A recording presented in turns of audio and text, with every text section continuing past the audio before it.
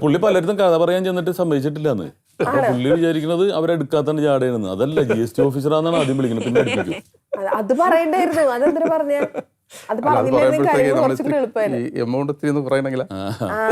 എന്നിട്ട് ഇവരാരെങ്കിലും കുറച്ചോ? നമ്മള് ഇത്ര രൂപ എന്നാലേ അഭിനയിക്കുള്ളൂ എന്നൊന്നും പറഞ്ഞിട്ടില്ല. നമുക്ക് കഥ ഇംപ്രസ്ഡ് ആയിട്ടുണ്ടെങ്കിൽ, അൻസിബ ഒന്ന് എൻ്റെ അടുത്തൊരു കഥ പറഞ്ഞിട്ടുണ്ട്. അതിനുശേഷമാണ് രാക്ഷസ സിനിമ. ഞാൻ വെറുതെ പറയുന്നതല്ല, രാക്ഷല്ലേ എനിക്ക് ഞാൻ അതിൽ അപ്പം തന്നെ ചെയ്യാന്ന് പറഞ്ഞു.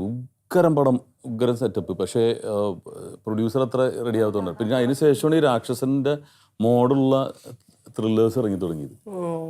അപ്പൊ നമ്മൾ അട്രാക്ട് ചെയ്ത ആദ്യം കഥ. ഒരുപാട് മുന്നെയാണോ കഥ പറഞ്ഞത്? രാക്ഷസന്റെ മുന്നേ ഞാൻ സ്റ്റോറി നറേറ്റ് ചെയ്തിട്ടുണ്ടായിരുന്നു.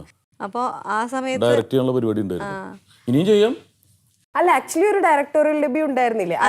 അത് കോവിഡിന്റെ സമയത്ത് അങ്ങനെ സ്റ്റക്കായി പോയി. അൺഎക്സ്പെക്റ്റഡ് ആയിട്ട് ഞങ്ങൾക്ക് ഡൽഹിയിലായിരുന്നു ഷൂട്ട്. അപ്പൊ ഡൽഹിയിൽ പോണ ആ സമയത്തായിരുന്നു അവിടെ JNU പ്രൊട്ടസ്റ്റ് വന്നത്.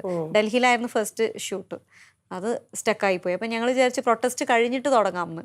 പ്രൊട്ടസ്റ്റ് കഴിഞ്ഞ് തന്നെ ലോക്ക്ഡൗൺ കാരണമാണ്. ലോക്ക്ഡൗൺ കാരണം എല്ലാം ലോക്കായല്ലോ നമ്മൾ. അങ്ങനെ ആ ഒരു 2 years അങ്ങനെ പോയി. പിന്നെ അത് കഴിഞ്ഞപ്പോഴേ ഞാൻ ദുബായിലും പോയി RJ ആയിട്ട് പോയി.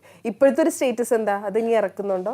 ഇപ്പൊ വേറൊരു മൂവി ചെയ്യാനുള്ള ഒരു പ്ലാനിലാണ്. എന്തായാലും ഒരു മൂവി ചെയ്യണം എന്നുള്ള ഒരു ആഗ്രഹമുണ്ട്. ഓക്കെ, ഇപ്പൊ ആക്ടറായിട്ട് നിൽക്കുകയാണല്ലോ. ഇപ്പൊ ആക്ടറായിട്ട് നിൽക്കുമ്പോൾ പ്രത്യേകിച്ച് സാർ ഒരു ഡയറക്ടോറിയൽ ഡെബ്യൂ ആണ് സാറിന്റെ. അപ്പൊ സാറ് ചെയ്യുന്നത് നമ്മൾ ഉറപ്പായിട്ട് നമ്മളത് നോക്കൂലോ, എങ്ങനെയാണ് ചെയ്യുന്നത്. കാരണം ഡയറക്ടർ ആവാന്നുള്ളത് ഉള്ളിലൊരു ആഗ്രഹം കിടക്കുന്നുണ്ട്. അങ്ങനെ ശ്രദ്ധിച്ച കുറച്ച് കാര്യങ്ങൾ എന്തൊക്കെയായിരുന്നു?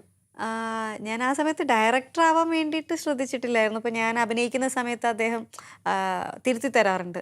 ചില സീൻ ക്ലോസപ്പ് ഷോട്ടൊക്കെ വയ്ക്കുന്ന സമയത്ത് ഐബോൾ മൂവ് ചെയ്യണത് വരെ പറഞ്ഞിട്ടുണ്ട്. ഐബോൾ മൂവ് ചെയ്യണത് അൻസിബ് ഐബോൾ മൂവ് ചെയ്യൂ, ഇങ്ങനെ റൈറ്റ് നിന്ന് ലെഫ്റ്റിലേക്ക് മൂവ് ചെയ്യൂ, അങ്ങനെയൊക്കെ പറഞ്ഞ് ചെയ്യിപ്പിക്കാറുണ്ട്. അപ്പോൾ നമുക്ക് കുറച്ചുകൂടെ കോൺഫിഡൻസ്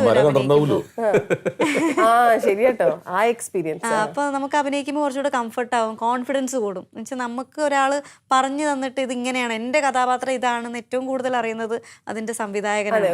അപ്പോൾ ആ സംവിധായകൻ അത് പറഞ്ഞു തന്ന് അതുപോലെ ചെയ്യിപ്പിച്ചിട്ട് ആ ടേക്ക് ഓക്കെ ആകുമ്പോൾ ഉള്ളൊരു സന്തോഷം ഉണ്ടല്ലോ, അതായിരുന്നു ഏറ്റവും കൂടുതൽ ആ സെറ്റിൽ എനിക്ക് ഫീൽ ചെയ്തൊരു കാര്യം.